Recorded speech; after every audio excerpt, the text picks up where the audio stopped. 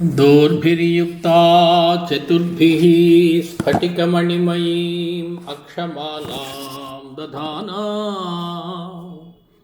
हस्तेनैकेन पद्मं सितमपि च सुखं पुस्तकं चापरेण भासा कुन्देन्दुशङ्खस्फटिकमणिनिभा भासमाना समाना सा मे वाग्देवतेयं निवसतु वदने सर्वदा सुप्रसन्ना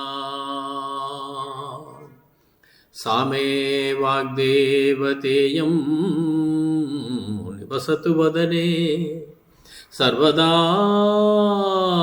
सुप्रसन्ना.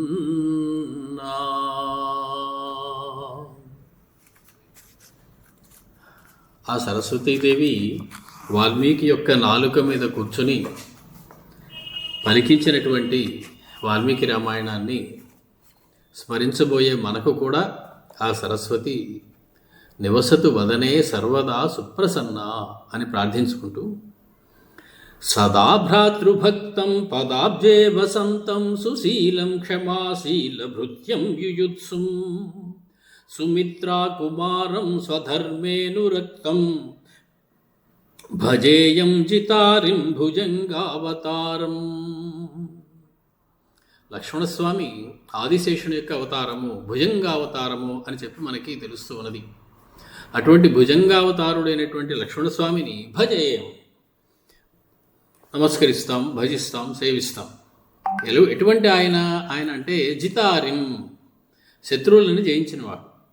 రామచంద్రమూర్తి పక్కన ఉండగా లక్ష్మణస్వామి సంహరించింది ఒక మేఘనాథుడిని తప్ప పేరున్న పెద్ద పేర్లేమి మనకి వినపడవు. చాలామందిని సంహరించారు యుద్ధంలో అయినప్పటికీ. కానీ ఇక్కడ అరిశబ్దం అరిషడ్ వర్గానికి సంబంధించినటువంటి శబ్దం కాబట్టి అంతఃశత్రువులందరినీ కూడా నిగ్రహించినటువంటి జితేంద్రియుడైనటువంటి ఆ లక్ష్మణస్వామిని భజిద్దాం. ఎటువంటి ఆయన అంటే సదా భ్రాతృభక్తం, సదా భ్రాతృభక్తం, అన్నగారి మీద ఎనలేని భక్తి. ఆయన అన్నగారు తనని తమ్ముడని పిలుస్తాడు కానీ తాను అన్నగారు అనుకోడు. ఆయన ఎందుకు కూడా స్వామి అని అనుకుంటారు. గుణై దాస్యముపాగత అని ఆయన చెప్పుకుంటారు. నేను దాసుణ్ణి ఆయనకి, ఆయన నాకు స్వామి. అన్నగారు ఇవన్నీ ఉట్టుట్టి మాటలు.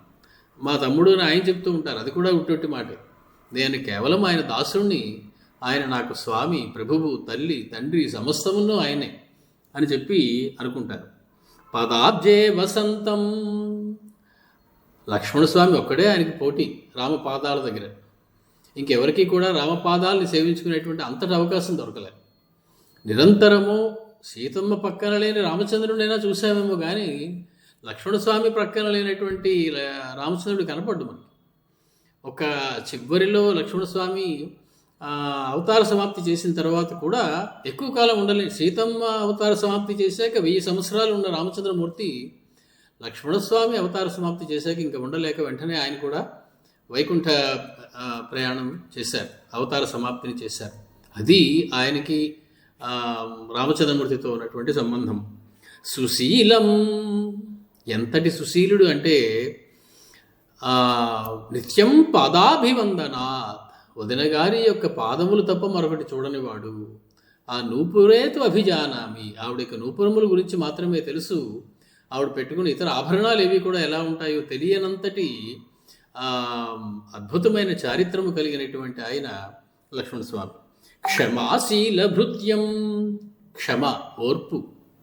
సీతమ్మ తల్లి అనరాని మాటలని తన నుంచి దూరం చేసుకుని పంపించేస్తే మారీచవధ సమయంలో పల్లెత్తు మాట అనలేదు ఆవిడని, అని మాత్రం ఒక్కసారి అని చివరిలో అక్కడి నుంచి ఆయన నిష్క్రమించారు. చేస్తున్న పని అన్నగారికి నచ్చదేమో అని తెలిసి కూడా వదిన గారి మాటని కాదనలేక అన్నగారికి సేవకుని వలె, వదిన గారికి సేవకుని వలె ఆయన పనిచేశారు. యుయుత్సం, నిరంతరము కూడా యుద్ధం చేయాలనేటువంటి కోరిక కలవారు. ఎప్పుడూ చేతిలో ఒక ధనుర్బాణాలతో పాటు ఒక కత్తి కూడా ఉంటుంది. అవసరమైతే అన్నగారిని భరతుడిని సంహరించేస్తా, అవసరమైతే తండ్రి దశరథుడిని సంహరించేస్తా.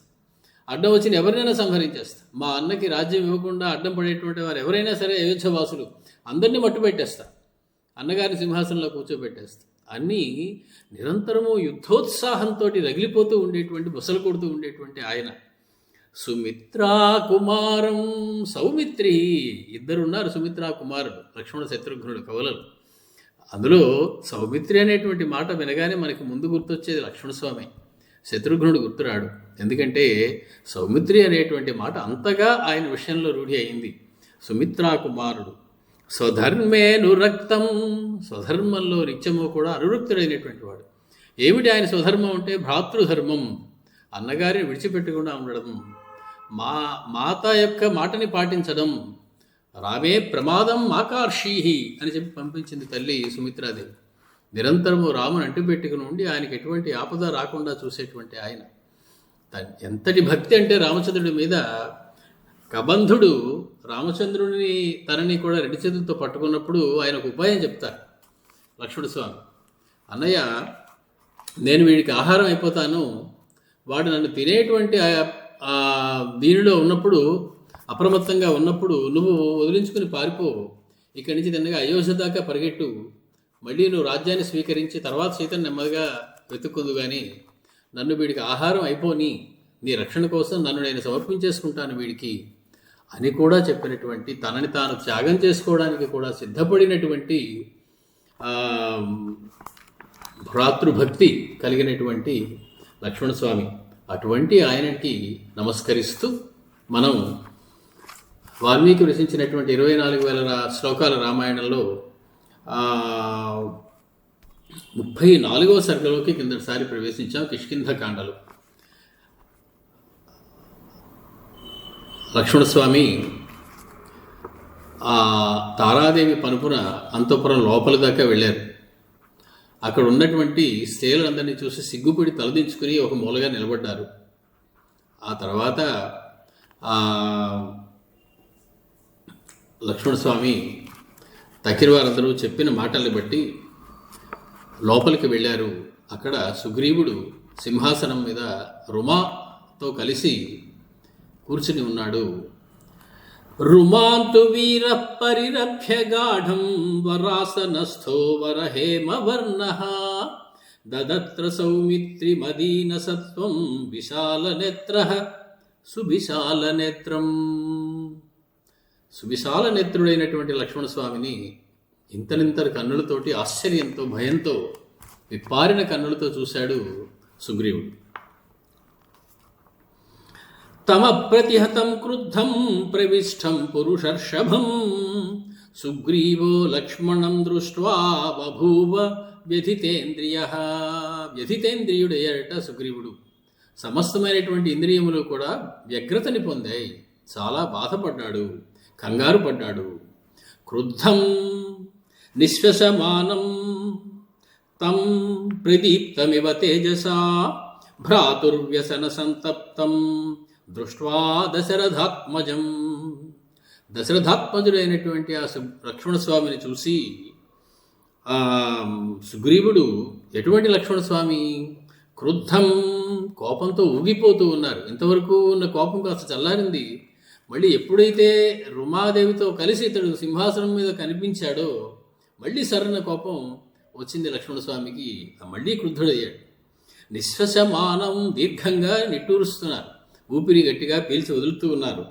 ప్రదీప్తమివ తేజసా, తేజస్సుతో భగ్గున మండిపోతూ ఉన్నారా అన్నట్లుగా ఫెళఫెళలాడేటువంటి అగ్నిలా ఉన్నటువంటి ఆయన్ని ఎందుకు ఇంత జరుగుతోంది ఆయనకి అంటే, భ్రాతు వ్యసన సంతప్తం, అన్నగారికి జరిగినటువంటి కష్టానికి ఆయన ఓర్చుకోలేనటువంటి స్థితిలో క్రోధంతో ఊగిసలాడుతూ ఉన్నటువంటి లక్ష్మణస్వామి. అటువంటి లక్ష్మణస్వామి, దశరథాత్మజుడైనటువంటి లక్ష్మణస్వామిని చూసి ఉత్పపాత హరిశ్రేష్ఠో హిత్వా సౌవర్ణమాసనం, ఒక్క ఎగురు ఎగిరి దబేలు కింద పడ్డాడట ఆ సుగ్రీవుడు. ఉత్పపాత, కింద పడ్డాడు, సింహాసనం నుంచి దొల్లిపోయాడు. ఉడికిపోయి కాళ్ళు ఎంతగా ఉడికాయంటే కూర్చోలేకపోయాడు సింహాసనం నుంచి. హేమసింహాసనం, సౌవర్ణ సింహాసనం, ఆ బంగారు సింహాసనం నుంచి దాన్ని విడిచిపెట్టి ఉత్పపాత కింద పడ్డాడు, నేల మీద పడ్డాడు. మహాన్ మహేంద్రస్య యథా స్వలంకృత ఇవ ధ్వజ. మహేంద్ర యాగం చేసిన తర్వాత ఆ యాగ స్తంభం ఏదైతే ఉందో దాన్ని యాగం అంతా పూర్తయిన తర్వాత ఒక్క వేటు వేస్తారు అడుగున. ఆ స్తంభం అందరూ చూస్తుండగా ఇలాగ నేలకు ఒరిగిపోతుంది. అది ఆ యజ్ఞంలో భాగం. అది ఎలాగైతే మహేంద్ర యాగం తరువాత బాగా అలంకరించబడినటువంటి ధ్వజం నేల కూలుతుందో ఆ యజ్ఞ సమాప్తి అందు, ఆ రకంగా ఇతడు పడ్డాడు.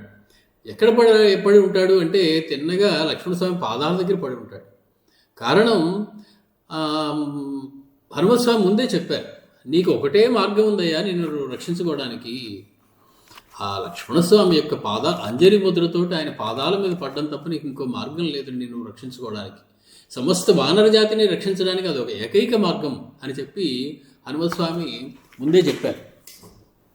ఆ చెప్పిన దాని ప్రకారం ఆయన ఉత్పపాత, ఎక్కడ పడ్డాడో మహర్షి చెప్పలేదు, కానీ పడింది బహుశా హనుమత్స్వామి యొక్క సలహాని బట్టి ఆయన పాదాల దగ్గరే పడి ఉంటాడు.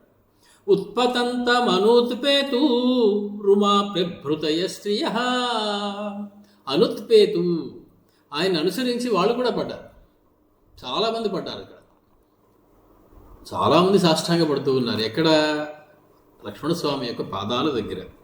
రమా ప్రభృతయ స్త్రియ, ముందు రుమా ప్రభృతయ స్త్రియ, రుమ ఆ భార్య రుమ పడింది. తర్వాత ఇతర స్త్రీలందరూ, అంతఃపుర స్త్రీలందరూ కూడా ఒకళ్ళ తర్వాత ఒకళ్ళు సాష్టాంగ వందనాలు ఆచరిస్తూ ఉన్నారు. కారణం హనుమత్స్వామి చెప్పింది వాళ్ళందరికీ కూడా ఎక్కింది. పశ్యామి అహం క్షమం అంతరేణ అంజలిం బద్ధ్వా లక్ష్మణస్య ప్రసాదనాత్. నపశ్యామ్యహం క్షమం. నీకు అంజలి ముద్రతోటి లక్ష్మణస్వామి పాదాల మీద పడడం తప్ప మరొక మార్గం లేదు అని ఆయన చెప్పింది. వీళ్ళందరికీ కూడా బాగా తలలోకి ఎక్కింది. అనుత్పేతు, వారు కూడా అనుసరించి ఒకరి వెనకాల ఒకరు, ఒకరిని అనుసరించి ఒకరు లక్ష్మణస్వామి పాదాల మీద పడుతూ ఉన్నారు. ఎలాగ ఉందంటే పరిస్థితి, సుగ్రీవం గగనే పూర్ణచంద్రం తారాగణ గణ ఇవ. చంద్రుడు వెళుతూ ఉంటే అతని వెనకాల ఉన్నటువంటి సమస్త తారాగణము కూడా కదిలి వచ్చినట్లుగా సుగ్రీవుడు వెనకాల వచ్చి అనుత్పేతు, అతడు ఉత్పేతు, వీరందరూ అనుత్పేతు, ఒకరి వెనకాల ఒకరు ఆయన వెనకాల వచ్చి సుగ్రీవుని లక్ష్మణస్వామి యొక్క పాదాల మీద పడుతూ ఉన్నారు. సంరక్తనయన శ్రీమాన్ విచచాల కృతాంజలి బభూవావస్థితస్తత్ర కల్పవృక్షో మహానివ. సంరక్తనయన శ్రీమాన్ విచచాల కృతాంజలి. శ్రీమంతుడైనటువంటి సుగ్రీవుడు సంరక్తనయనుడు, కళ్ళు ఎర్రబారిపోయి ఉన్నాయి. అంతవరకు సేవించినటువంటి పానీయముల వలనైతే కావచ్చు, నిద్రలేమి వలనైతే కావచ్చు, లక్ష్మణస్వామిని చూసినటువంటి భయం వలనైతే కావచ్చు, బాగా పెద్దగా ఎర్రగా ఉన్న కనులు కలిగి ఉన్నాడు. అతడు బభూవ అవస్థితః తత్ర కల్పవృక్షో మహానివ. ఒక పెద్ద కల్పవృక్షము అక్కడ నిలబడితే ఎలా ఉంటుందో అలాగా నిలబడి ఉన్నాడు. రుమాద్వితీయం సుగ్రీవం నారీ మధ్యగతం స్థితం అబ్రవీత్ లక్ష్మణః క్రుద్ధః సతారం శశినం యథా. ఒకే ఉపమానాన్ని చెప్పి దానికి వేరే వేరే పదాలు వాడడం వాల్మీకి యొక్క గొప్పతనం. ఇందాకల పూర్ణచంద్రం తారాగణాః ఇవ అన్న మనిషి ఇప్పుడు సతారం శశినం యథా, తారలతో కూడినటువంటి శశినం. శశి అంటే కుందేలు, శశము అంటే కుందేలు, శశము కలది శశి అంటే కుందేలు వంటి ఒక గుర్తు తనలో కలిగినటువంటిది చందమామ. కాబట్టి శశి అంటే చందమామ. అటువంటి శశినం సతారం శశినం యథా, తారలతో కూడుకున్నటువంటి చంద్రుడిగా ఉన్నటువంటి ఆ సుగ్రీవుని లక్ష్మణస్వామి చూసి పలుకుతూ ఉన్నారు. రుమాద్వితీయం సుగ్రీవం. సుగ్రీవుడు పక్కన భార్య రుమాదేవి నిలబడి ఉన్నారు. ఇప్పుడు లక్ష్మణస్వామి కోపగించుకోవడం కష్టం సుగ్రీవుడి మీద. ఎందుకంటే భార్య పక్కన ఉంటే వెంటనే దీర్ఘ సుమంగళి భవ అన్నారు ఆయన. ఇంకా సుగ్రీవుడికి ప్రాణాపాయం తగ్గిపోయినట్టే. అందుకని ముందు తారాదేవిని పంపించారు, తర్వాత ఆ రుమాదేవి వచ్చి ఆయన పక్కన నిలబడింది. ఇంకా ఆయనకి ప్రాణభయం అయితే లేదు. ఎందుకంటే ముత్తైదువ స్త్రీ వచ్చి నమస్కరించిన తర్వాత ఆశీర్వదించవలసిన పద్ధతి ఏమిటి అంటే దీర్ఘ సుమంగళీ భవ అని. దశరథ మహారాజు విషయంలో ఇదే చెప్తారు. దశరథ మహారాజుకి 364 మంది భార్యలు ఉన్నారు. పత్నులు మాత్రం ముగ్గురే. కౌసల్య, సుమిత్ర, కైకేయి అన్నవారు పత్నులు. పత్ని అనేటువంటి మాట యజ్ఞ సంబంధంలో వాడేటువంటి మాట. యజ్ఞయాగాదులు చేయాలంటే వారు ప్రక్కన ఉండాలి. కానీ భార్యలు అనేటువంటి వారు ఇదివరకు మహారాజులు సేవకులుగా కొంతమందిని స్వీకరించేవారు, సేవికలుగా. వారు అలాగా స్వీకరించినప్పుడు అంతమందిని ఎందుకు పెళ్లి చేసుకున్నాడండి దశరథుడు అనుమానం రావచ్చు మనకి. పరశురాముడు క్షత్రియ ధ్వంసం చేస్తున్నటువంటి సమయం అది. భూమిని నిహిక్షత్రియంగా చేస్తాను అనేటువంటి ప్రతిజ్ఞ పూనాడు ఆయన. క్షత్రియుల మీద కోపంతో క్షత్రియులందరినీ సంహరిస్తూ వస్తున్నాడు. అందులో దశరథుడి దగ్గరికి కూడా వచ్చాడు. వెంటనే చారుల ద్వారా వార్త తెలిసింది దశరథుడికి, అయ్యా పరశురామమూర్తి వస్తున్నారండి తమ దగ్గరికి, మిమ్మల్ని కూడా నాశనం చేయడానికి ఆ గండ్రగొడ్డలు తీసుకుని వస్తున్నారండి అని చెప్పేశారు. వెంటనే ఎదురుగుండా కనపడిన ఒక సేవికని నేను పెళ్లి చేసుకుని తాళిబొట్టు కొట్టేసి కాళ్ళ పారాయణతో ఆవిడ ముందు పంపించాడు. పంపించగానే పరశురాముడు చూశారు. దీర్ఘ సుమంగళి భవ, ఎవరమ్మా మీ ఆయన అన్నారు. అంటే నేనేనండి అంటే వెనక నుంచి వచ్చారు దశరథుడు. ఓరు నువ్వా, బతికిపోయావు పో అని చెప్పి వెళ్ళిపోయారు. వెళ్ళిపోయినాడు ఊరుకోలే. కొన్నాళ్ళ తర్వాత మళ్ళీ వచ్చాడు. అలాగే మళ్ళీ వస్తూనే ఉన్నాడు ప్రతిసారి ఈ దశరథ మహారాజును సంహరించడానికి. అలాగే 364 సార్లు 364 మందిని వివాహం చేసుకుని వాళ్ళని ముందు పంపించి, తెలిసినా కూడా నమస్కారం చేశాక ఆయన దీర్ఘ సుమంగళీ భవ అనవలసిందే. అది ఆయన యొక్క ధర్మం. కాబట్టి ప్రతిసారి దీర్ఘ సుమంగళీ భవ అనడం, వెనకాల నుంచి ఈయన నేనేనండి అనుకుంటూ రావడం, బతికిపోయావు అని ఈయన వదిలిపెట్టాడు. ఇలా జరిగింది. అందుకే ఆయన ధనుర్భంగం అయిన తర్వాత ఇంతమంది క్షత్రియులు సంహరించిన నేను, నా దగ్గర నుంచి నువ్వు తప్పించుకున్నావు, కానీ నీ కుమారుడు ఈనాడు శివధనుస్సుని భంగం చేసి నా నుంచి తప్పించుకోలేడు సుమా అని ఓ మాట అంటాడు. తప్పించుకున్న వ్యవహారం ఏమిటి, ఏ రకంగా తప్పించుకున్నారు అనే దానికి ఇది ఒక అందమైనటువంటి కల్పన. కాబట్టి ఈ రకంగా ఆయనకి అంతమంది భార్యలు ఉన్నారు. ఇప్పుడు అయితే రుమాద్వితీయుడై సుగ్రీవుడు కాళ్ళ మీద పడ్డాడో, సుగ్రీవుడికి ఇంకా ఎటువంటి ఆపద లేదు అని మనం ఊహించవచ్చు. అది ఆనాటి ధర్మం. అది రుమాద్వితీయం సుగ్రీవం నారీ మధ్యగతం స్థితం. చుట్టూ అనేక మంది అంతఃపుర స్త్రీలు ఉన్నారు. అబ్రవీత్ లక్ష్మణ క్రుద్ధ.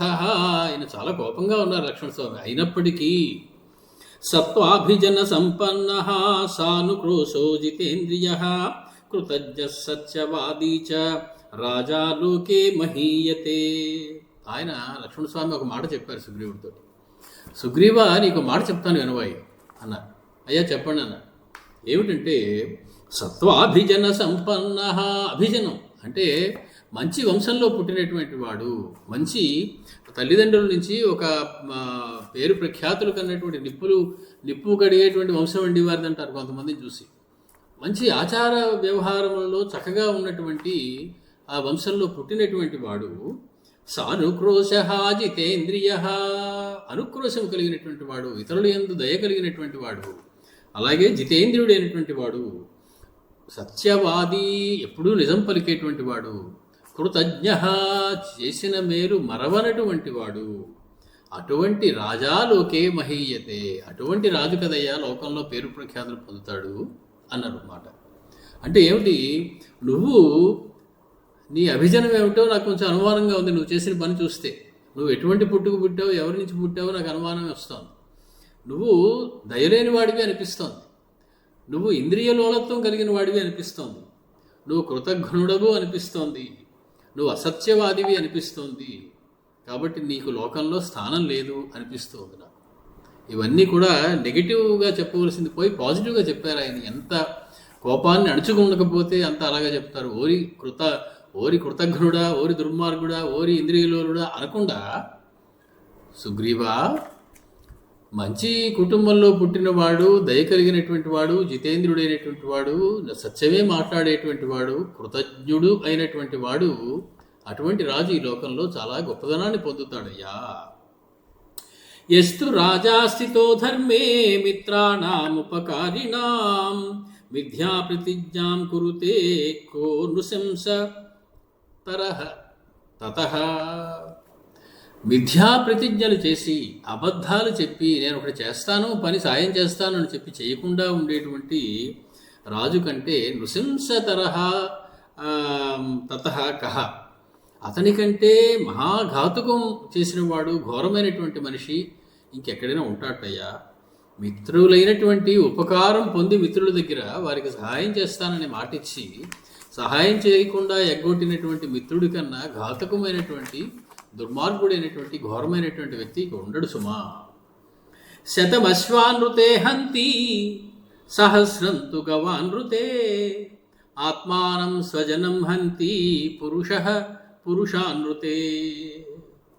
ఒక గుర్రం విషయంలో మనం ఎవరిదో గుర్రం పట్టుకొచ్చేసాం, అది పట్టుకొచ్చి మనం ఒప్పుకోవడంలా, నేను దొంగతనం చేయలేదని అంటున్నాం, అబద్ధం చెప్తున్నాం. గుర్రం విషయంలో అబద్ధం చెబితే గనక 100 గుర్రాల్ని సంహరించినటువంటి ఇది పాపం కలుగుతుందట. అలాగే సహస్రంతు గవానృతే, ఒక ఆవు విషయంలో అబద్ధం చెప్పినట్లయితే 1000 ఆవుల్ని సంహరించినటువంటి పాపం చుట్టుకుంటుందట. ఆత్మానం స్వజనం హంతి పురుషానృతే. ఒక పురుషుడి విషయంలో, ఒక సత్పురుషుని విషయంలో అబద్ధం ఆడినటువంటి వ్యక్తి ఆత్మానం స్వజనం హంతి, ఆత్మహత్య చేసుకున్న వాడితో సమానం, తన స్వజనాన్నందరినీ తానే చంపుకున్న వాడితో సమానం. ఈ విషయం నీకు తెలుసు కదా అని నవ్వుతూ అన్నారు లక్ష్మణస్వామి. అంటే నువ్వు మా అన్నగారి విషయంలో అపరాధం చేస్తే కనుక నువ్వు స్వజనాన్ని మొత్తం నాశనం చేసుకున్నవాడి అవుతావు. అంటే నిన్నే కాదు, నీ స్వజనాన్ని మొత్తం కూడా నేను సంహరించబోతూ ఉన్నాను ఇప్పుడు అని చెప్పడం. ఆయన పురుషుడి విషయంలో అపకారం చేసినట్లయితే ఈ రకంగా ఉంటుంది. పూర్వం కృతార్థో మిత్రాణం న తత్ప్రతికరోతి యః కృతఘ్నః సర్వభూతానాం సవధ్యః ప్లవగేశ్వర. ఓ ప్లవగేశ్వర, ఓ వానరరాజా, ఒక్క మాట చెప్తున్నాను విను. పూర్వం కృతార్థో మిత్రాణం, మిత్రులు ఇదివరకు నీకేదో ఉపకారం చేశారు, అటువంటి మిత్రుల విషయంలో నా తత్ ప్రతీకరోతి యత్, దానికి ప్రతీకారం చేయకుండా, అంటే దానికి ప్రత్యుపకారం చేయకుండా ఉండేటువంటి కృతజ్ఞుడు ఎవడైతే ఉన్నాడో, సర్వభూతానాం, సమస్త భూతములలో కూడా అటువంటి వాడు ఎవడైనా ఉంటే సవధ్య, వాడికి ఒకటే శిక్ష, సంహరించడం ఒకటే శిక్ష, మరణశిక్ష ఒకటే వాడికి చెప్పబడింది. కాబట్టి ఎవరి దగ్గర నుంచి అయితే నువ్వు ఉపకారం పొందావో అటువంటి వాడికి నువ్వు కృతజ్ఞత దోషం చూపించి ఉపకారం ప్రత్యుపకారం కనుక చెయ్యకపోయినట్లయితే అటువంటి వాడికి మరణశిక్ష విధించడం ధర్మం అని చెప్పి శాస్త్రాలు చెప్తూ ఉన్నాయి. గీతోయం బ్రహ్మణా శ్లోకః సర్వలోక నమస్కృతః దృష్ట్వా కృతఘ్నం క్రుద్ధేన తం నిబోధ ప్లవంగమా. సర్వలోక నమస్కృతః, సమస్త లోకముల చేత గౌరవింపబడేటువంటి శ్లోకం ఒకటి చెప్పబడింది బ్రహ్మగారి చేత. ఆ శ్లోకం నీకు తెలిసే ఉంటుంది. అది కృతఘ్నుడు అయినటువంటి వాడి విషయంలో చెప్పబడింది. దాన్ని నీకు నేను చెప్తాను. బ్రహ్మగారు చెప్పినటువంటి శ్లోకం నా సొంత కవిత్వం ఏమి కాదు, మీ ఇష్టం వచ్చినట్టు చెప్పకండి అనేకులు. ఎందుకంటే బ్రహ్మగారు చెప్పినటువంటి శ్లోకాన్ని నేను చెప్తూ ఉన్నాను. బ్రహ్మగారు చెప్పిందంటే వేద మాట అని అర్థం.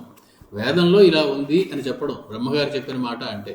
అంటే వేద శాసనం ఎలా ఉంది అంటే, బ్రహ్మఘ్నే చ సురాపే చ చోరే భగ్నవ్రతే తథా నిష్కృతి విహిత సద్భిః కృతఘ్నే నాస్తి నిష్కృతి. ఎన్నో పాపాలు చేస్తాం, వాటన్నిటికీ ప్రాయశ్చిత్తాలు ఉంటాయి, నిష్కృతి ఉంటుంది. మనం చేసిన పని పోవడానికి, దాని నుంచి వచ్చేటువంటి పాపం రాకుండా ఉండడానికి కొన్ని పరిహారాలు చెప్తారు పెద్దలు.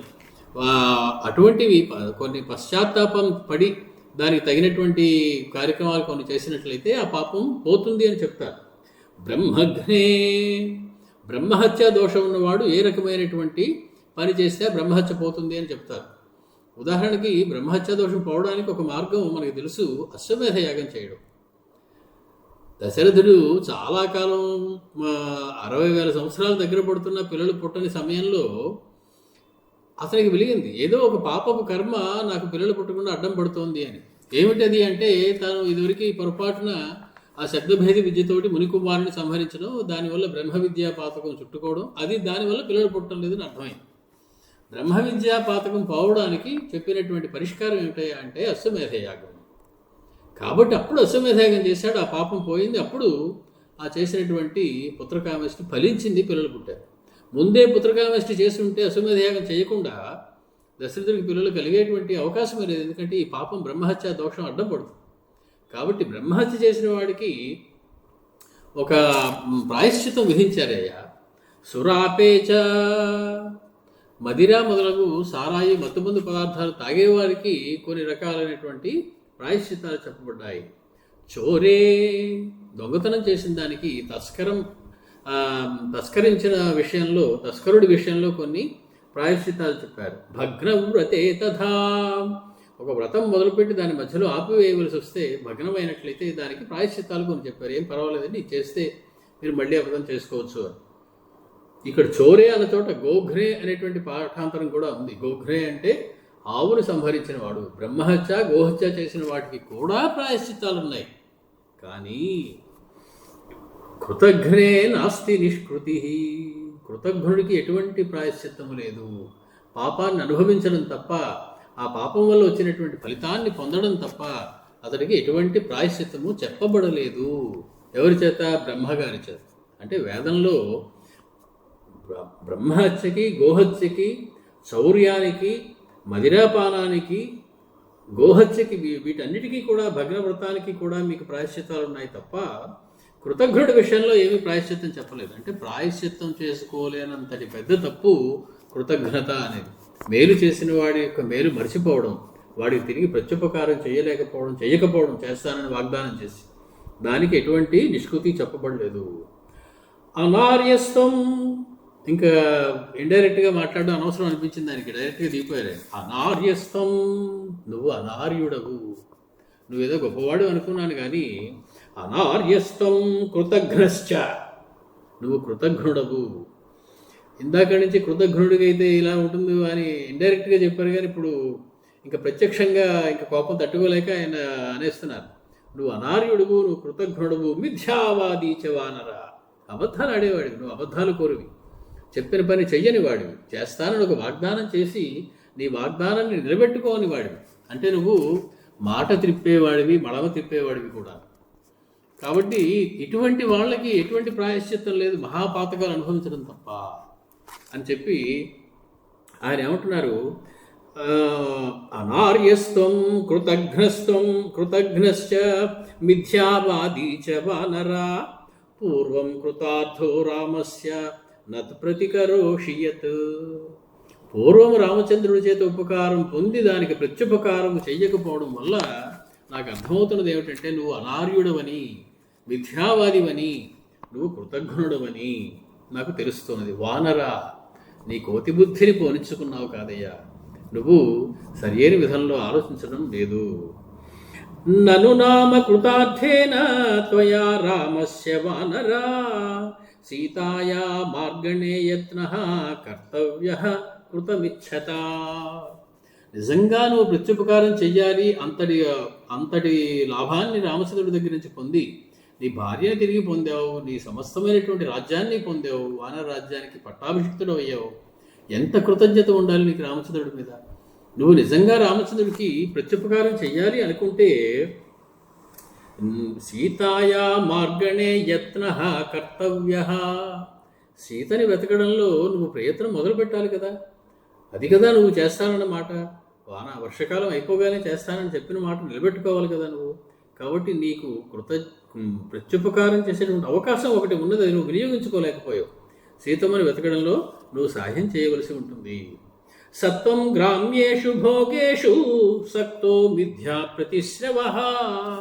మిథ్యా ప్రతిజ్ఞ అంటే అబద్ధమైనటువంటి ప్రతిజ్ఞ ఒకటి చేసి ఒక పని చేస్తాను అనేటువంటి వాగ్దానం చేసి అది చేయకుండా ఉండి గ్రామ్యేషు భోగేషు సక్తః, గ్రామ్య భోగాలలో నువ్వు ఆసక్తి కలిగి ఉన్నావు. అంటే సంసార సుఖాల్లో పడి ఉన్నావు, నువ్వు తుచ్చమైనటువంటి సుఖాల్లో పడి నువ్వు కొట్టుమిట్టాడుతూ ఉన్నావు.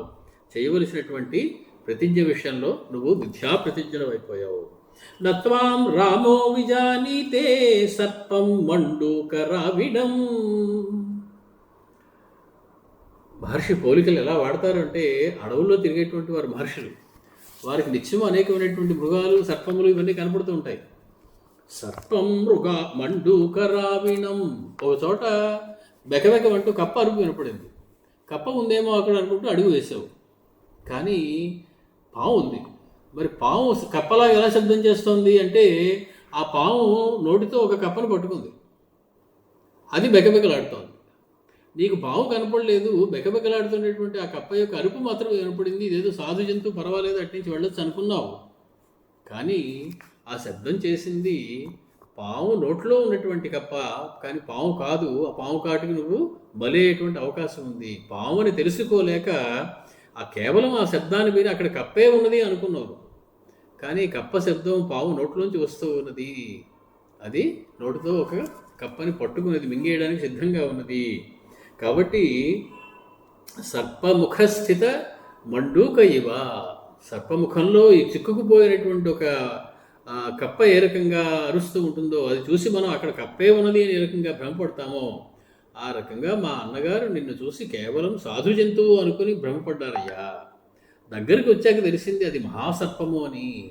అది మిథ్యాప్రతిజ్ఞ చేస్తుంది, అది అనార్యము, అది మిథ్యావాది, అది కృతజ్ఞ దోషం కలిగి ఉంటుంది అనే విషయం దగ్గర దాకా వచ్చేదాకా తెలియలేదయ్యా. మహాభాగేన రామేణ పాప కరుణ వేదినా హరీణాం ప్రాపితో రాజ్యం త్వం దురాత్మా మహాత్మనా. నువ్వు దురాత్ముడు అని తెలియక, నీ యొక్క దుష్టబుద్ధి ఇలా ఉంటుంది అని తెలియక, మా అన్నగారు కరుణతోటి, చాలా కారుణ్యం ఏమిటో మా అన్నగారికి, ఇట్టే కరుణతో అవతల వారు ఏం చెప్తే అది నమ్మేసి వారి దైన్యానికి లొంగిపోయి వారు చెప్పినంత నిజమే అనుకుని వారికి కోరికలు తీర్చేస్తూ ఉంటారు. నిన్ను చూసి మా అన్నగారు ఆ రకంగా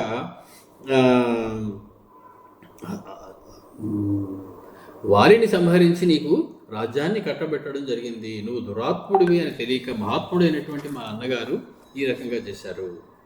కృతంచేన్నాభిజానీషే రామస్య క్లిష్టకర్మణః సద్యః త్వం నిశితైః బాణైః హతో ద్రక్ష్యసి వాలినం. చేసిన దానికి ఇప్పుడు ఏం చేస్తారు? నాకేమిటి పడుతుంది శిక్ష? నువ్వేం ఆలోచించక్కర్లేదు, శిక్ష సిద్ధపడిపోయింది. శిక్ష నీకంతా కూడా ఖరారైపోయింది. ఎందుకంటే శాస్త్రాలు ఏం చెప్పాయో, బ్రహ్మగారు ఏం చెప్పారో ఆ ప్రకారమే నీకు శిక్ష విధించడం జరుగుతూ ఉన్నది. కృతంచేత్ నాభిజానీషే రామస్య క్లిష్టకర్మణః. అక్లిష్టకర్ముడైనటువంటి రామచంద్రమూర్తి చేత ఉపకారము పొంది కూడా రామచంద్రుడి గురించి ఏమీ తెలియని వాడవయ్యావా నువ్వు? రామచంద్రమూర్తి కరుణాస్వరూపుడు అని, సాక్షాత్ భగవత్ స్వరూపుడు అని విషయాన్ని నీకు తెలుసుకుని ఉండాలి. ఈ పాటికి రామచంద్రుడి చేత అంతటి ఉపకారాన్ని పొంది కూడా రాముని యొక్క తత్వాన్ని తెలియని వాడవు నీవు అయ్యావు. కాబట్టి సద్యః వెంటనే త్వం నువ్వు నిశితై బాణై వాడి అయిన బాణముల చేత హతః మరణించి ద్రక్షసి వాలినం వారి దగ్గరికి వెళ్ళి వారిని కూడా ఒకసారి కలుస్తావు. మంచి అవకాశం, మీ అన్నగారిని మళ్ళీ కలుసుకునేటువంటి అవకాశం నీకు ఇవ్వదలుచుకున్నాను. నిశ్చితమైనటువంటి నా బాణములతో నిన్ను సంహరించి మళ్ళీ వాలి ఎక్కడున్నాడో అక్కడికి పంపిస్తాను. ఇదంతా సొంత కవిత్వం చెప్పారు, కానీ మహర్షి రామచంద్రులు ఏం చెప్పి పంపించమన్నారు? నువ్వు ఈ మాట చెప్పబోయా అని రామచంద్రుడు మాట చెప్పారు. ఆ మాట చెప్పమంటే ఈయన ఏవేవో చెప్పారు ఇంతవరకు, కానీ రామచంద్రుడు చెప్పిన మాట కూడా చెప్పారు చివరిలో. ఏమని? నచ సంకుచిత పంథాహయేన వాలి హతో గతః సమయే తిష్ట సుగ్రీవా మా వాలి పథమన్వగాః. నచ సంకుచిత పంథాః, వాలి వెళ్ళిన మార్గం ఇంకా మూసుకుపోలేదయ్యా. కాబట్టి నువ్వు ఆ మార్గంలో వెళ్ళడానికి ప్రయత్నం చెయ్యకు. ఏదో వారాలు పడ్డాయి, చుట్టూ చెట్ల మీద మొలిచిపోయాయి, వాలి నడిచినటువంటి మార్గం మూసుకుపోయింది, ఇప్పుడు అట్నుంచి ఎవరు వెళ్ళలేరు, ఇంకెవరు వెళ్ళడానికి అవకాశం లేదు అనుకో. ఆ మార్గం మూసుకుపోదు. ఎందుకంటే మా అన్నగారు పంపించినటువంటి మార్గం అది ఎప్పుడూ తెరుచుకునే ఉంటుంది. నువ్వు మళ్ళీ అదే మార్గంలోకి వెళ్ళడానికి ప్రయత్నించకు. అంటే వాలి ఏ రకంగా సంహరించబడ్డాడో నువ్వు కూడా ఆ రకంగా సంహరించబడవద్దు. నను నమిక్ష్వాకువరస్య కార్ముకచ్యుతాన్ శరాన్ పశ్యసి వజ్రసన్నిభాన్ తతః సుఖం నామ నిషేవసే సుఖీ నరామకార్యం మనసాప్యవేక్ష్యసే. ఇంతకాలం గడిచింది, మనస్సులోనైనా నువ్వు రామచంద్రమూర్తి యొక్క కార్యం చేయాలి అని ఒక్కసారిలా ఆలోచించావా? నువ్వు రామచంద్రమూర్తి పని చేసి పెట్టాలనేటువంటి ఆలోచన నీకు వచ్చిందా ఇంతవరకు? గ్రామ్య సుఖాల్లో పడి, సంసార సుఖాల్లో పడి కొట్టుమిట్టు అయిపోయావు కానీ నమిక్ష్వాకు వరస్య కార్ముకచ్యుతాన్ శరాన్ పశ్యసి వజ్ర సన్నిభాన్. వజ్రంతో సమానమైనటువంటి మురుకులు కలిగినటువంటి మిక్కిలి వాడి అయినటువంటి రామ బాణములు ఆయన యొక్క కోదండం నుంచి వెలువడి వెక్కిలి వేగంగా ఒక్కొక్కటి పిడుగుపడినట్లు గుండెల్లో దిగిపోతూ ఉంటే చూద్దామని నీకు ఏమన్నా అనిపిస్తోందా? అలాంటి కోరిక ఏం లేదు కదా నీకు? నద్రక్షసి, నువ్వు చూడవు కదా అలాంటివి. తతఃసుఖం నామ నిషేవసే సుఖీ నరామ కార్యం మనసాప్యవేక్ష్యసే. అది జరిగితే నీకు ఒక రకంగా మంచిదే, ఎందుకంటే సుఖంగా ఉంటావు. ఆ తర్వాత చక్కగా ఏ లోకంలోనే వెళ్ళి మీ అన్నగారితో కలిపి కులాసగా కబుర్లు చెప్పుకుంటూ గడిపేయచ్చు. నీవు నీ గ్రామ్య సుఖాల్లో పడి రామచంద్రుని యొక్క కోదండం గురించి మర్చిపోయావు. నిశితమైనటువంటి ఆయన వజ్రపు మురుకులు లాంటి వజ్రపు కఠినత్వం కలిగినటువంటి మురుకులు కలిగినటువంటి రామ బాణాల గురించి నువ్వు మర్చిపోయావు సుమా అని చెప్పగానే తథా బ్రువాణం సౌమిత్రిం ప్రదీప్తమివ తేజసా. వేగంగా కోపం వచ్చే వాళ్ళ వల్ల ఇదొక మంచి అవకాశం. వాళ్ళు తాటాకు మంటలాగా ఒక్కసారి కోపం వచ్చేస్తుంది, వెంటనే మళ్ళీ చల్లారిపోతుంది. అటువంటి వాళ్ళతో మంచిది. కానీ కోపాన్ని లోపల పెట్టుకుని మనసులో జీవితం అంతా లాక్కుని పీక్కునేవాడు ఉంటారు. అలాంటి వాళ్ళతో కొంచెం దెబ్బే వ్యవహారం. లక్ష్మణస్వామి అటువంటి ఆయన కాదు. చెప్పదలుచుకున్న 4 మాటలు చెప్పేశారు, కడగవలసినవన్నీ కడిగేశారు. ముందు రుమా వాళ్ళందరినీ చూసి కొంచెం మెత్తగా ఇండైరెక్ట్గా మాట్లాడినా కూడా తర్వాత ప్రత్యక్షంగా నువ్వు అనార్యుడవు, మిథ్యావాదివి, కృతజ్ఞుడవు అని వేలెత్తి చూపించి దీనివల్ల నీకు శాస్త్రం విధించినటువంటి శిక్ష ప్రకారం నేను సంహరించవలసి ఉంటుంది. మా అన్నగారు చేసినటువంటి ఉపకారానికి నువ్వు ప్రత్యుపకారం చేయడం మర్చిపోయి గ్రామ్య సుఖాల్లో ఉన్నావు అని చెడామెడాకి అడిగేశారు ఆయన మొహం మీదే లక్ష్మణస్వామి. అప్పటికే ఆయన కొంత శాంతించారు. ఆ ఆదిశేషుని యొక్క అవతారం బుసలు కొట్టడం అయిపోయిన తర్వాత కొంచెం చల్లబడింది. తథా బ్రువాణం సౌమిత్రిం ప్రదీప్తమివ తేజసా అబ్రవీత్ లక్ష్మణం తారాధిప నిభాననా. లక్ష్మణుడితో మాట్లాడితే జవాబు ఎవరివ్వాలి? లక్ష్మణుడే కదండి చెప్పాలి జవాబు అంటే చెప్పడం లేదు లక్ష్మణ స్వామి. నోట మాట పెగలటం లేదు. ఎందుకని ముందే చెప్పారే, ఈయన వచ్చారని తెలియగానే నాలుగంతా ఎండిపోయి నోట్లోంచి మాట రావడం మానేసింది. నాలుగు అతుక్కుపోయింది లోపల. ఈయనకి ఇంకో మాట మాట్లాడే అవకాశం కూడా లేదు సుగ్రీవుడికి. కాబట్టి ఈయన తత్తెత్త మెమ్మెమ్మ అంటుంటే చూడలేక తారాదేవి తానే పోలుకుని లక్ష్మణస్వామితో మళ్ళీ మాట్లాడుతూ ఉన్నది.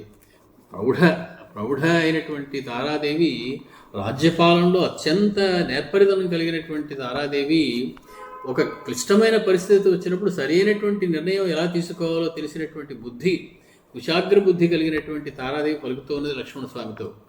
నైనం లక్ష్మణ వక్తవ్యో నాయం పరుషమర్హతి. లక్ష్మణ, ఇన్నిన్ని పరుషమైనటువంటి మాటలు మాట్లాడచ్చా మీరు? ఎటువంటి వారు మీరు ఇంతటి పరుషమైనటువంటి మాటలు వస్తున్నాయే మీ నోటముట? ఎంత పరుషంగా మాట్లాడుతున్నారు. హరీణాం ఈశ్వర శ్రోత్రం తవ వక్త్రాద్విశేషతః. వానరరాజు మీ నోటి నుంచి ఇంతటి కఠినమైనటువంటి మాటలు వినాల్సి వస్తుంది అని నేను ఎప్పుడు అనుకోలేదయ్యా. ఇంత కఠినంగా మాట్లాడుతున్నారు మీరు. నైవా కృతజ్ఞ సుగ్రీవో నశఠో నాపి దారుణః. మా ఆయన అనేటువంటి విషయం కాదు కానీ సుగ్రీవుడి గురించి నేను మాట చెప్తాను. నైవ అకృతజ్ఞ, కృతజ్ఞతా దోషం ఉన్నవారు కాదయ్యా సుగ్రీవుడు. అతడు చేసిన పనికి ప్రత్యుపకారం చెయ్యాలనేటువంటి విషయం తెలిసిన వాడే. నా అకృతజ్ఞ, కృతజ్ఞుడు కాదు, కృతజ్ఞుడే అతడు. నువ్వు మీ అన్నగారు చేసినటువంటి ఉపకారాన్ని తెలిసినటువంటి వాడే. నా చెఠో, మూర్ఖుడు కాదు, తెలివైనవాడు. తను ఏం చేయాలో తనకు తెలిసినటువంటి వాడు. నాపి దారుణ, కఠినమైనటువంటి హృదయం కలవాడు కాదు సుమా. చాలా మెత్తనైనటువంటి హృదయం సుగ్రీవుడిది. నైనానృత కథో వీర, ఎప్పుడు అబద్ధాలు చెప్పలేదయ్యా ఇన్నాళ్ళు ఆయన. మీ అన్నగారికి వారి గురించి చెప్పిన ప్రతి మాట కూడా సత్యమే. కాబట్టి అతడు ఎప్పుడు అనృత వాక్కు కాదు, అబద్ధాలు చెప్పేటువంటి మిథ్యావాది అనేటువంటి మాట వేశాను, అది సరైనది కాదు. నజిహ్మశ్చ కపీశ్వర, వంకర టింకర బుద్ధులు, కుటిలమైనటువంటి బుద్ధులు, ఆలోచనలు చేసేటువంటి రకం కాదు మా యొక్క ఆ, పతి అయినటువంటి వానరరాజు అయినటువంటి సుగ్రీవుడు. ఉపకారం కృతం వీరో నాప్యయం విస్మృత కపి రామేణ వీర సుగ్రీవో యదన్యై దుష్కరం రణే. రామచంద్రమూర్తి చేసిన ఉపకారాన్ని మర్చిపోయేటంతటి మూర్ఖుడు కాదు, అంతటి కృతజ్ఞుడు కాదు, అంతటి దారుణమైనటువంటి మనిషి కాదు. ఎందుకని? రామచంద్రమూర్తి సామాన్యమైనటువంటి సహాయం చేశారా? అన్యై దుష్కరం రణే. వాలిని ఓడించగలిగేటువంటి మొనగాడంతవరకు లేడెవడు. మొత్తం సృష్టిలో వాలిగంతటి బలవంతుడు ఇంకొకడు లేడు. వాలిని ఎదిరించడానికి వచ్చిన వాళ్ళందరూ కూడా దెబ్బతిని వెళ్ళిపోయిన వారే. అంత దుష్కరమైనటువంటి కర్మని చేశారు రామచంద్రమూర్తి సుగ్రీవుడి కోసం. కాబట్టి దానిని ఎలా మర్చిపోతాడయ్యా సుగ్రీవుడు? అంతటి ఎంత ఎంత చిన్న సహాయం మీ అన్నగారు చేసింది, కాస్త కోస్త సహాయం ఆయన చేసింది. తన ప్రాణాన్ని నిలబెట్టారు, తన భార్యను తనకి ఇప్పించారు, తన రాజ్యాన్ని తిరిగి మీరు పునఃస్థాపన చేస్తారు ఆయన తీసుకొచ్చి రాజుగా. అటువంటి సమయంలో ఆయన మీ అన్నగారు చేసినటువంటి పనిని మర్చిపోయేటువంటి వ్యవహారం కాదు. ఉపకారం కృతం వీర నాప్యయం విస్మృత కపి. మీ అన్నగారు చేసిన ఉపకారాన్ని మర్చిపోలేదు.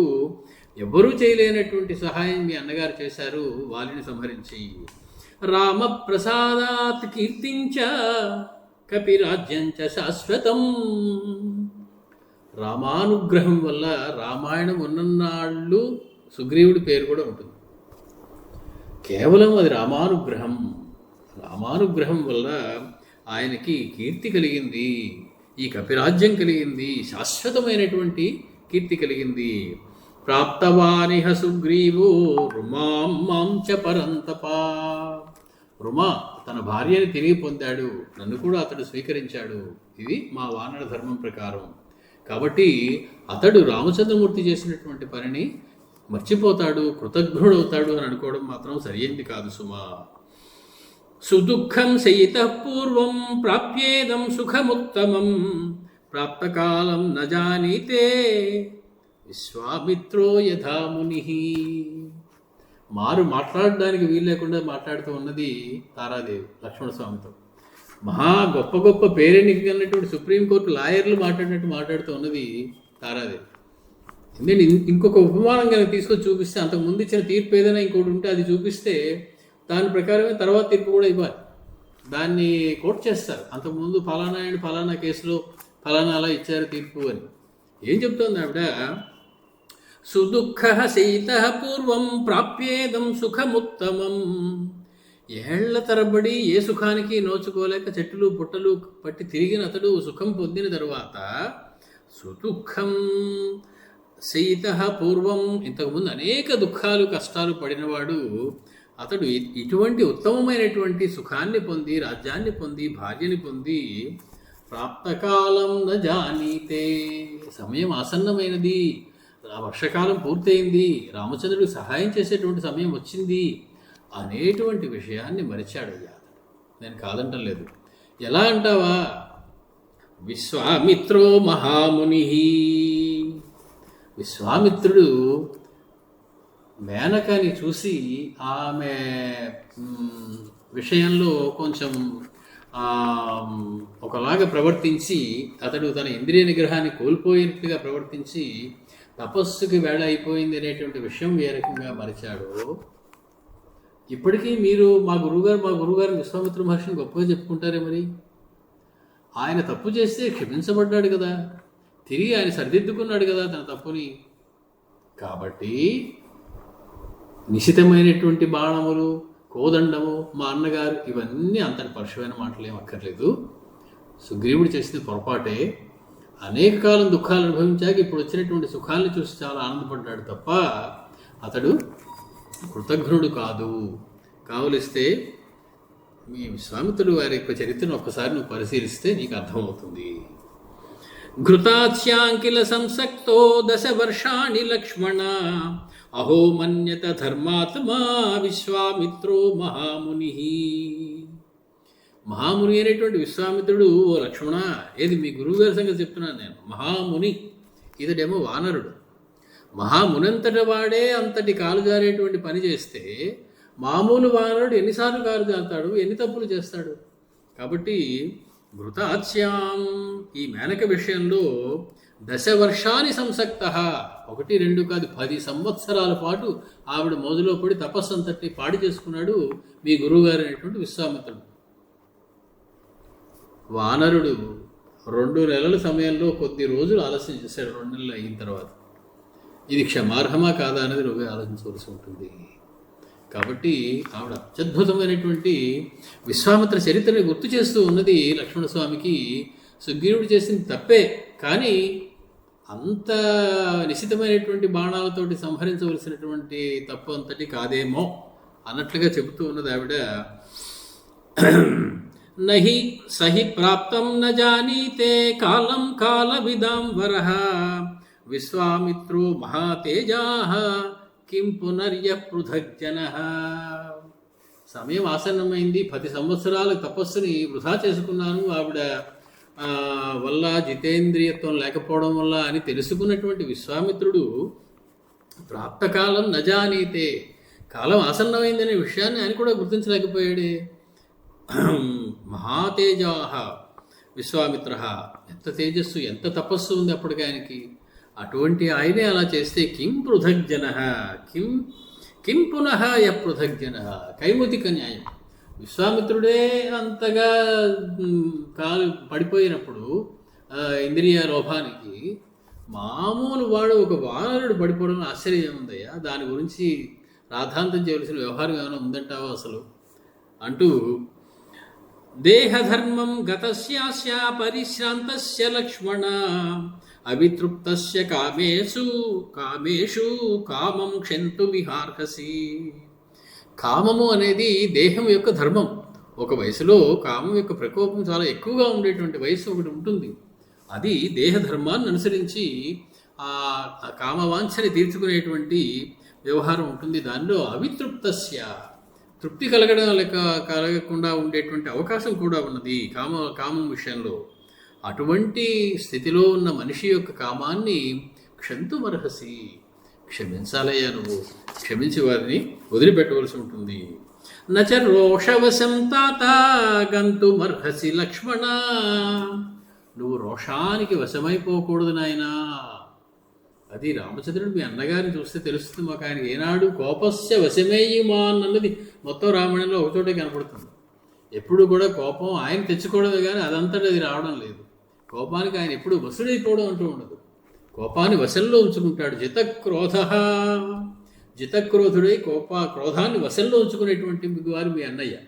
మరి నువ్వు రోషవశంతాత నగంతు మర్హసి, రోషానికి వశమైపోకూడదయ్యా.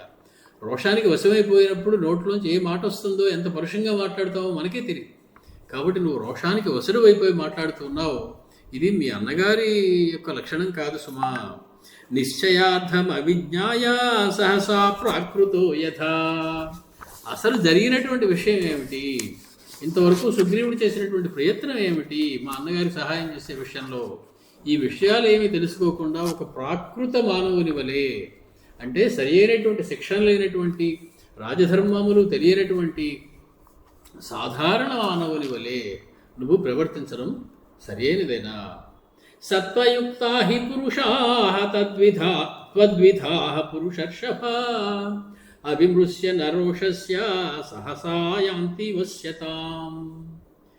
చాలా బలమున్నటువంటి, దారుఢ్యం ఉన్నటువంటి నీ వంటి పురుషులు, తద్విధా పురుషా, నీ వంటి పురుషులు, ఓ పురుషర్షభ, ఓ పురుషశ్రేష్ఠ లక్ష్మణ, అవిమృశ్య, ముందు వెనుకలు ఆలోచించి, నరోషస్య యాంతి వశ్యతాం, రోషం వశం అవ్వకుండా జాగ్రత్త పడతారు.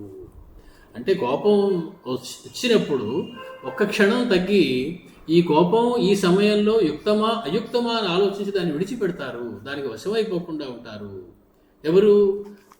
చాలా బలం ఉన్నటువంటి త్వద్విధా పురుష, నీ వంటి వాళ్ళందరూ కూడా, అంటే మీ వంటి వారందరూ కూడా కోపాన్ని వశంలో ఉంచుకుంటారు తప్ప కోపానికి రోషానికి వశం కారు సుమా. ప్రసాదయే త్వాం ధర్మజ్ఞ సుగ్రీవార్థే సమాహిత మహాన్ రోష సముత్పన్న సంరంభ త్యజ్యతామయం. నా మాట విన్నాయన. నువ్వు ప్రసాదయే త్వాం ధర్మజ్ఞ, నీ అనుగ్రహం కోసం అడుగుతూ ఉన్నాను, యాచిస్తూ ఉన్నాను. సుగ్రీవార్థే, సుగ్రీవుడి కోసం, నా భర్త సుగ్రీవుడి క్షేమం కోసం నీ యొక్క కటాక్షాన్ని నేను కోరుతూ ఉన్నాను. మహాన్ రోష సముత్పన్న సంరంభ త్యజ్యతాం, మహారోషం వల్ల పుట్టినటువంటి ఈ సంరంభాన్ని, ఈ ఉద్వేగాన్ని త్యజ్యతాం, కాస్త తగ్గించుకో, కాస్త విడిచిపెట్టు దాన్ని. రుమాం మాం కపిరాజ్యం చ ధనధాన్యవసూని చ రామప్రియార్థం సుగ్రీవః త్యజేదితి మతిర్మమ. సుగ్రీవుడు ఎలాంటి వాడో చెప్పమంటావా?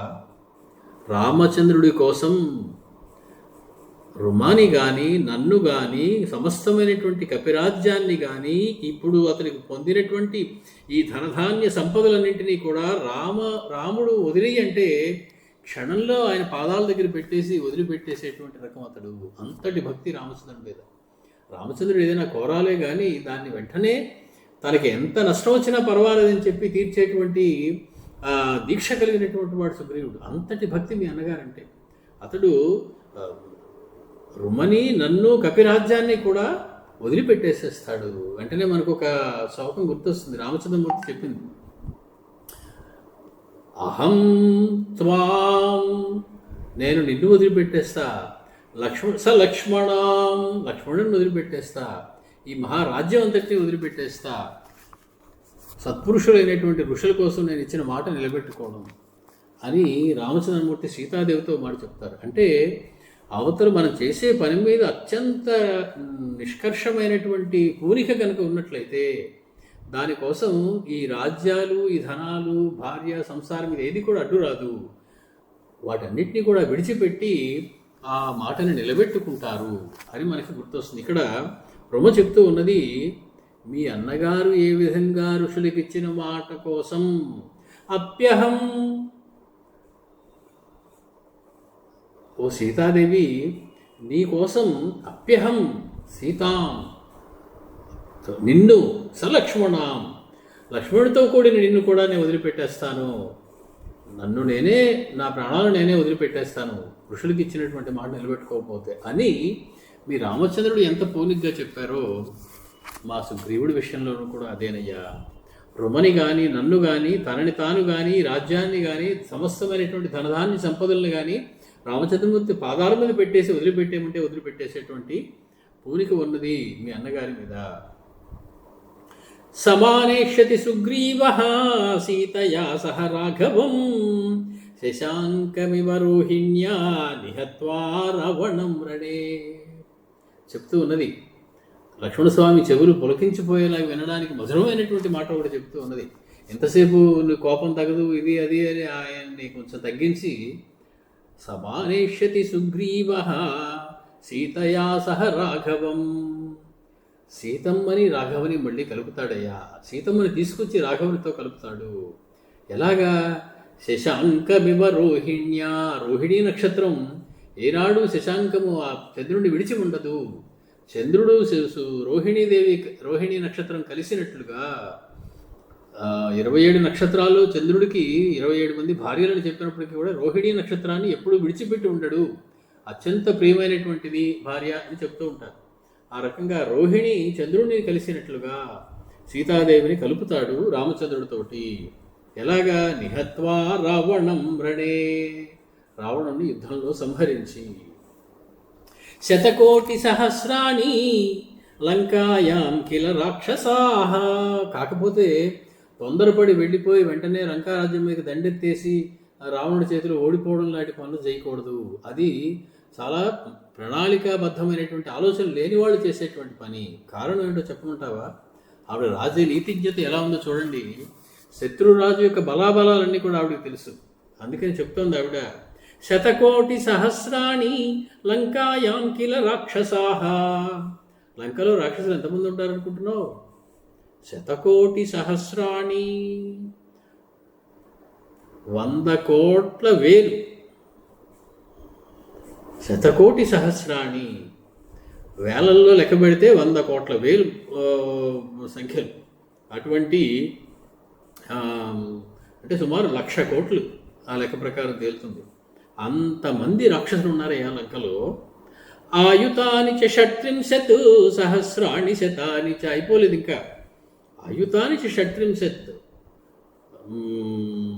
వేల కొద్దీ, షట్త్రింశత్ సహస్రాణి శతాని చ, వేల కొద్దీ ఇంకా వందల కొద్దీ రాక్షసులు అనేక మంది అందులో ఉన్నారు.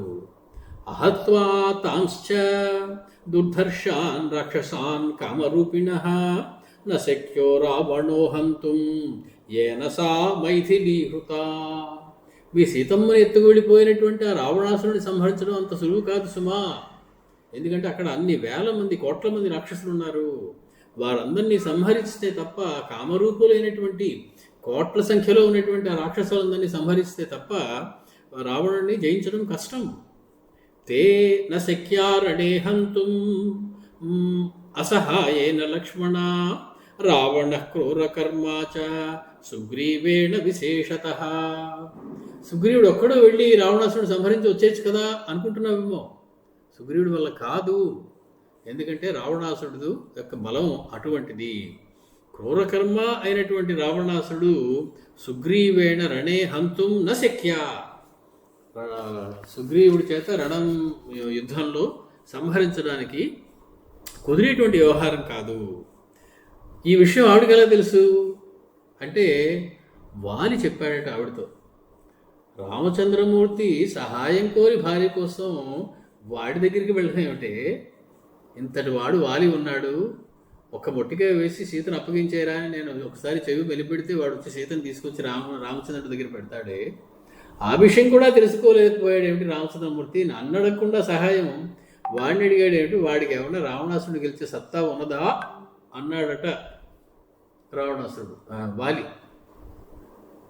రెండోసారి యుద్ధానికి వెళ్ళే సమయంలో రామచంద్రుడు లక్ష్మణస్వామి ఇద్దరితో స్నేహం చేశాడండి, చార్ల ద్వారా నాకు వార్త వినపడింది, అతడి భార్య కోసం సహాయం అర్థించారట, వారు ఇతనికి సహాయం చేస్తానన్నారట అని చెప్తే వారి అన్నాడు. వాడి వల్ల ఏమవుతుంది? ఆవిడ చెప్తూ ఉన్నది సుగ్రీవుడి వల్ల అయ్యేటువంటి వ్యవహారం కాదు, సహాయం లేకుండా, వేరే సహాయం లేకుండా అవ్వదు. ఏవం ఆఖ్యాతవాన్ వాలి, ఆవిడ చెప్తోంది ఈ విషయం నాకు వాలి చెప్పాడు. సహ్యభిజ్ఞో హరీశ్వర, అతడు అభిజ్ఞుడు అంటే రావణుని యొక్క బలాబలాలు తెలిసినవాడు. రావణుని యొక్క బలం ఏమిటి, అతడి యొక్క బలహీనత ఏమిటి, ఇవన్నీ తెలిసినటువంటి వాలి ఈ విషయాన్ని చెప్పాడు. ఆగమస్తు నమే వ్యక్తః శ్రవాత్ తస్మాత్ బ్రవీమ్యహం. మీ యొక్క ఆగమనం గురించి తెలుసుకున్న తర్వాత అతడు ఈ రకంగా చెప్పగా నేను విన్నాను. సుగ్రీవుని వల్ల రావణుని సంహరించడం కుదిరేటువంటి వ్యవహారం కాదు.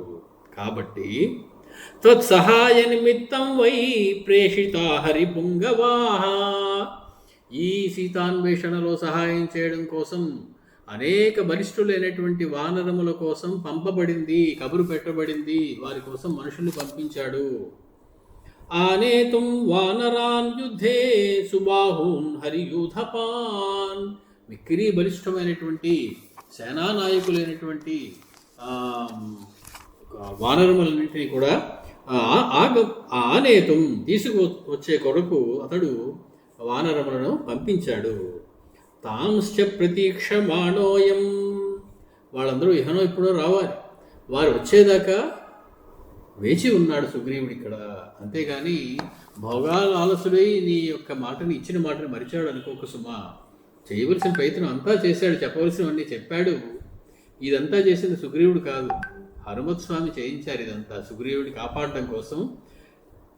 లక్ష్మణస్వామి రావడానికి కొన్ని రోజుల ముందే వర్షకాలం అయిపోతూ ఉన్నదయ్యా, నువ్వు వెంటనే హరీశ్వరులు కబురు పెట్టు అని ఒక మంత్రజ్ఞుడైనటువంటి హనుమత్స్వామి సుగ్రీవుడి చేత అన్ని దిక్కులకి వానరములను పంపించి ఎక్కడెక్కడున్నటువంటి వానరములని కూడా తీసుకురమ్మని కబురు పెట్టించాడు.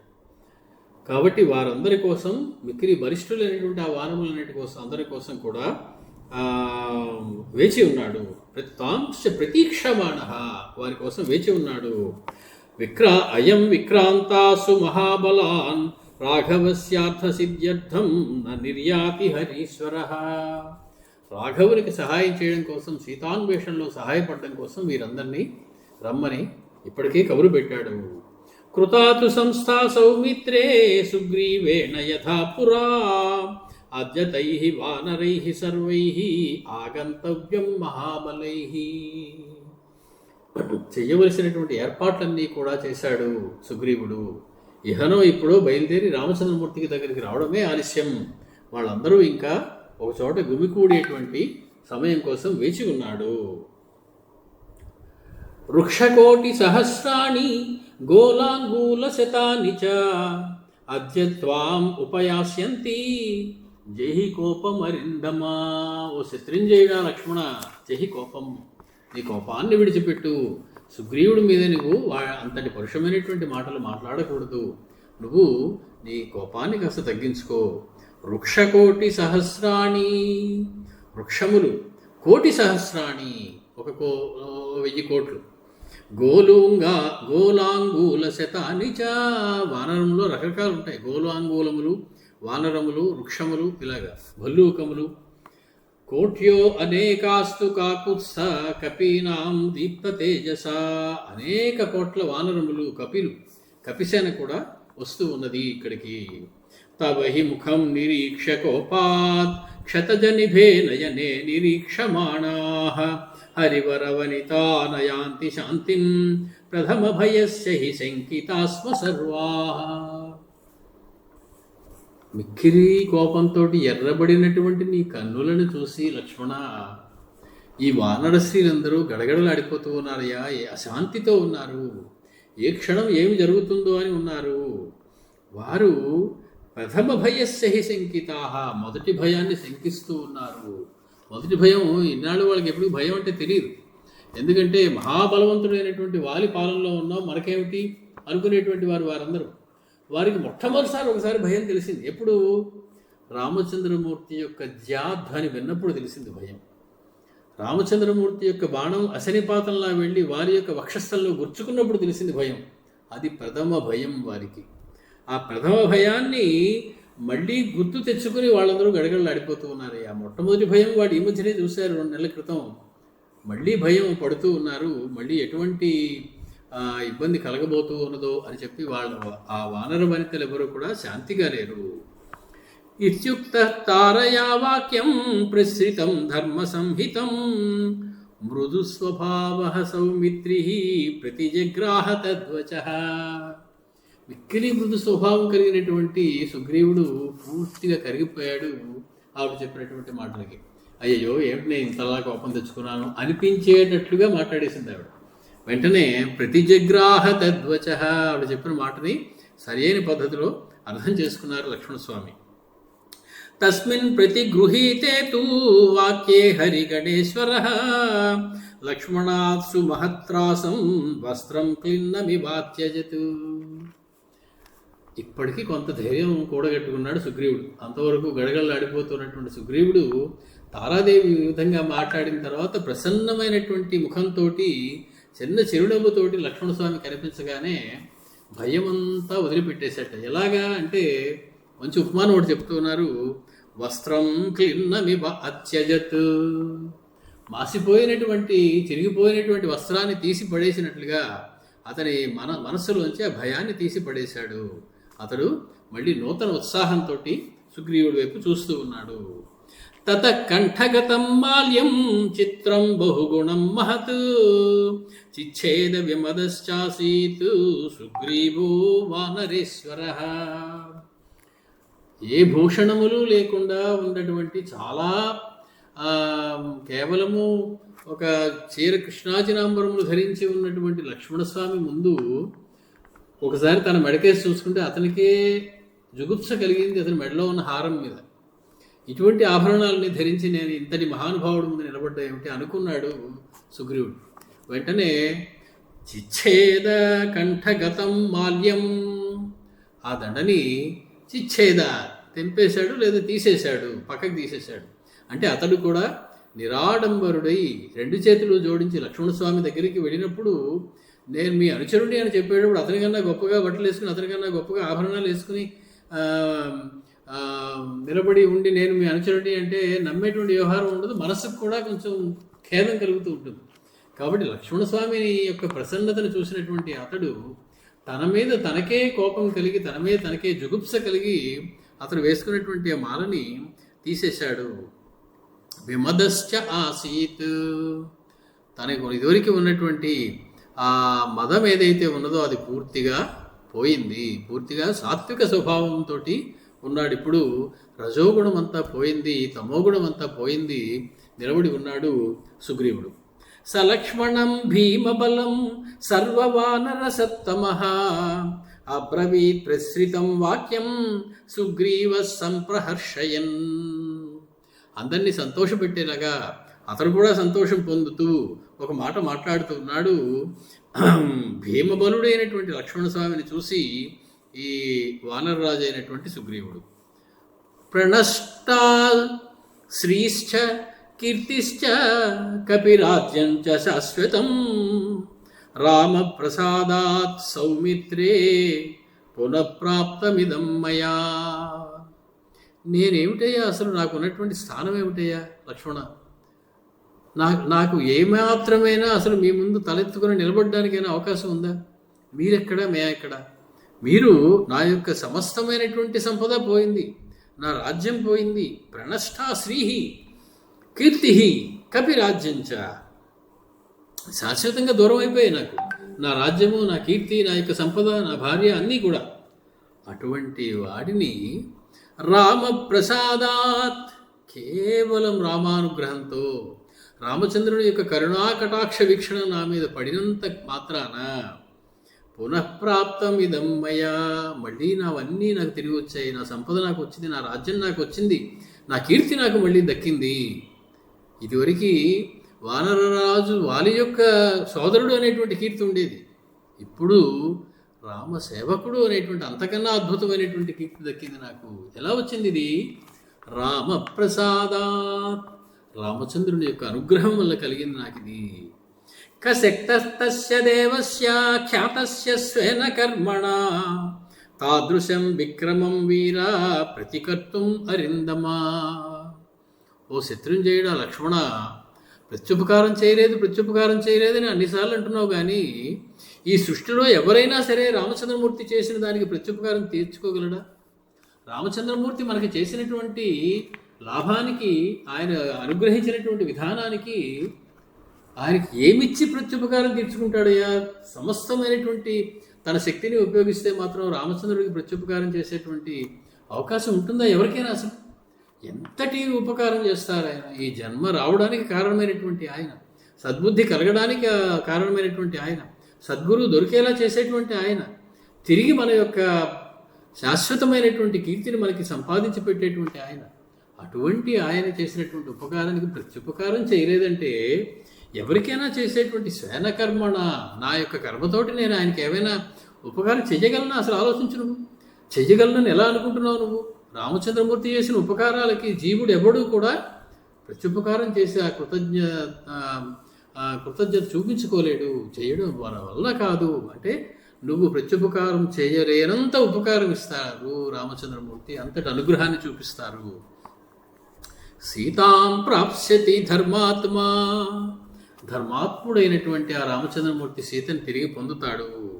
వధిష్యతి చ రావణం, రావణుణ్ణి ఆయన తన యొక్క వాడి అయినటువంటి బాణాలతోటి, కోదండం నుంచి వెలువడుతున్నటువంటి మిక్కిలి వేగంగా పుంఖాలుగా వెళ్ళేటువంటి ఆ వజ్ర సన్నిభమైనటువంటి బాణాలతోటి రావణాసురుని సంహరించబోతూ ఉన్నారు.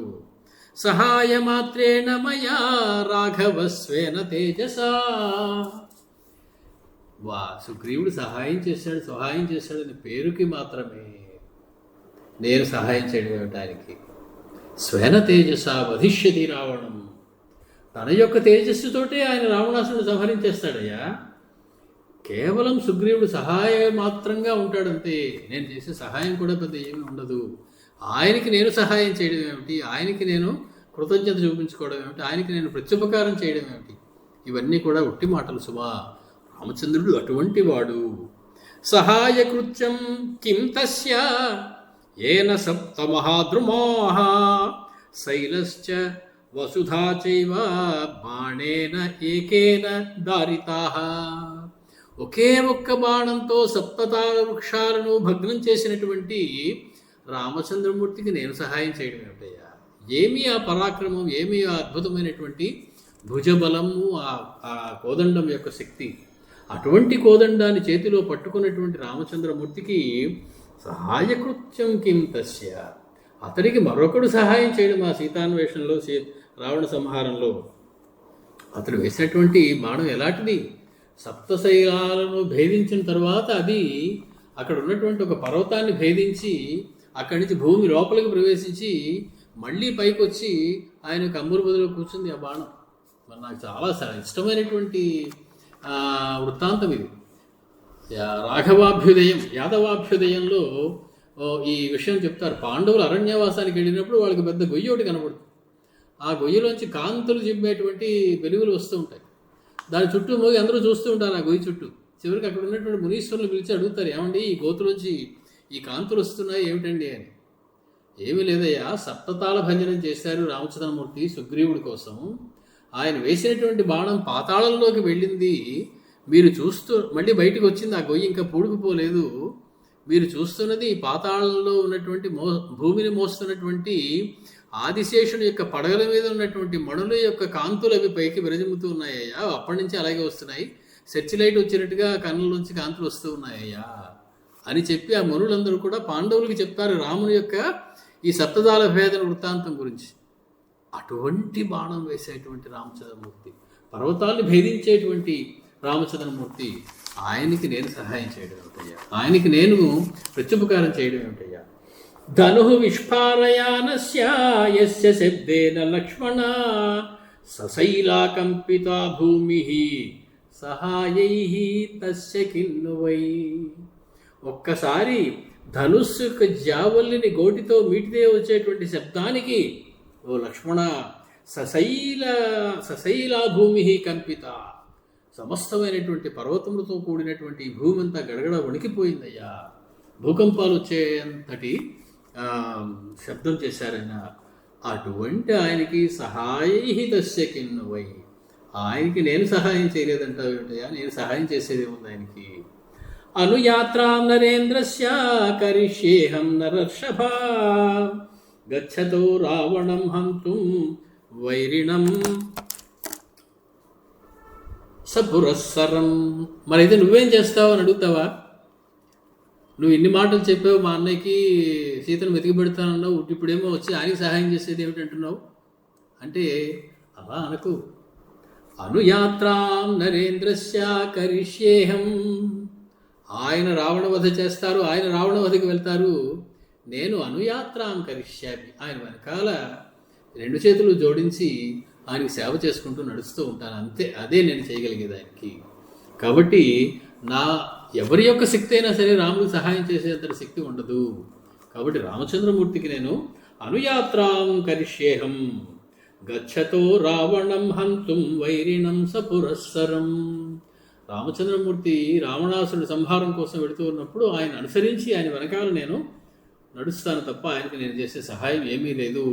స్వేన తేజస రావణం హనిష్యతి, తన యొక్క తేజస్సుతోటే రావణాసురుని సంహరించేటువంటి సత్తా కలవాడు అని ఒక అందమైనటువంటి మాటను చెప్పి సుగ్రీవుడు ఇంకా 2-3 మాటలు కొనసాగించబోతూ ఉన్నాడు. ఇంకా ఏం చెప్పి ఉంటాడు లక్ష్మణస్వామితో అందమైనటువంటి మాటలు అనేటువంటివి మనం మళ్ళీసారి బహుశా బుధవారం నాడు సాయంకాలం బహుశా ఇదే సమయానికి 6:50 కలిసినప్పుడు మాట్లాడుకుందాం. మంగళం కోసలేంద్రాయ మహనీయ గుణాత్మనే చక్రవర్తి తనూజాయ సార్వభౌమాయ మంగళం వేద వేదాంత వేద్యాయ మేఘశ్యామలమూర్తయే పుంసాం మోహన రూపాయ పుణ్యశ్లోకాయ మంగళం. అప్యహం దిహ్యాం సీతాం త్వాం వాసలక్ష్మణాం. షర్ అందుకోండి. అప్యయం జీవితం జయ్యా త్వాం వా సీతే సలక్ష్మణాం. మాలాంటి వాళ్ళకి అవకాశం ఇవ్వాలని మీరు వచ్చినట్టు ఇవాళ చాలా మరి మహా అద్భుతమైనటువంటి ప్రసంగంలోకి మళ్ళీ దిగాం. ఎంచేతంటే రామచంద్రమూర్తి ఆంజనేయునితో మాట్లాడటానికి నేరుగా తాను సంసిద్ధుని కాక ఏ లక్ష్మణస్వామిని అయితే నవవ్యాకరణ పండితుడైనటువంటి ఆ ఆంజనేయ స్వామితో భవిష్యత్తులో ఆ వ్యాకరణానికి మహాభాష్యం రాయబోతున్నటువంటి ఆదిశేషుడి యొక్క అవతారమైనటువంటి లక్ష్మణస్వామి యొక్క అవతారమైనటువంటి పతంజలి మహాభాష్యాన్ని రాస్తారైన అటువంటి ఆయన్ని ఆంజనేయ స్వామితో మాట్లాడమని పంపిస్తారు ఒక సారస్యం. ఇటువంటి లక్ష్మణస్వామితో ఇప్పుడు ఎవరు మాట్లాడడానికి తగినవారు అంటే సుగ్రీవుడు తారను పంపించాడు, తార మాట్లాడుతా సుగ్రీవుడు మాట్లాడాడు. ఇక్కడ వాల్మీకి అటువంటి లక్ష్మణస్వామి నేనే ఒకనాడు పొరపాటుగా మాట్లాడి కోపంతో ఇటువంటి వ్యవహారం చేశాను అన్నట్టుగా ఆయనే ఒకసారి ఆత్మాలోకనం చేసుకునేలాగా వాల్మీకి మహర్షి గొప్పదైనటువంటి రచన చేశారు.